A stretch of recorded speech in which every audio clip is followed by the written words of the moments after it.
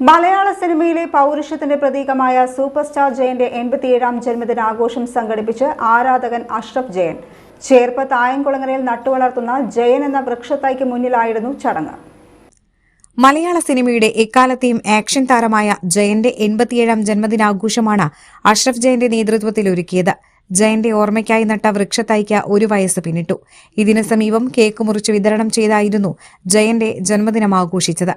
Ashraf ജയനൊപ്പം school വിദ്യാർത്ഥികൾ ലത്തീഫ് ഓങ്ങല്ലൂർ, ഒഴിവത്ര സുൽത്താൻ, ലത്തീഫ്, ഹരിദാസ് ചേർപ്പ്, അനിൽ, ജോസ്, റോഷൻ, പ്രദേശത്തെ വ്യാപാരികൾ തുടങ്ങിയവർ പങ്കെടുത്തു. ജയന്റെ 87ാം ജന്മദിനാഘോഷത്തിന്റെ ഭാഗമായി ഓപ്പറേഷൻ തൂഫാൻ എന്ന പേരിൽ ബോധവൽക്കരണ ക്ലാസും നടന്നു. എല്ലാ മലയാളികൾക്കും ജയൻ സാറിൻ്റെ പേരിൽ ഞാൻ ഹാപ്പി ബർത്ത്ഡേ പറയുന്നു. എന്തായാലും ജയൻ സാർ മലയാളത്തിൻ്റെ സൂപ്പർ സ്റ്റാറാണ്. അദ്ദേഹത്തിൻ്റെ 87ാം ബർത്ത്ഡേയാണ് ഇന്ന് ആഘോഷിക്കുന്നത്.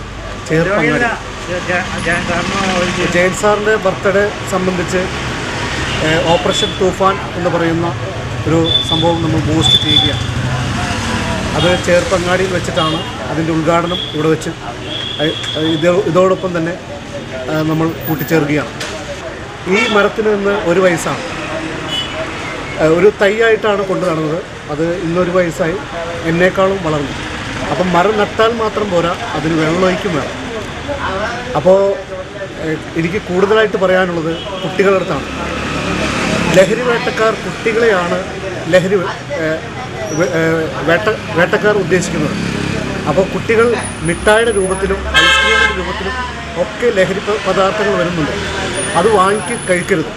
കാരണം ആരെന്ത് തന്നാലും അത് വാങ്ങി കഴിക്കരുത്. അതാണ് ഇന്നത്തെ ജയൻ സാറിൻ്റെ ബർത്ത്ഡേക്ക് എനിക്ക് പറയാനുള്ള ഒരു നിർദ്ദേശം. എന്തായാലും കുട്ടികൾ നല്ല രീതിയിൽ വളരട്ടെ. കുട്ടികളെ കേടാക്കാൻ ഈ ജയൻ സാർ ഒരിക്കലും സമ്മതിക്കില്ല.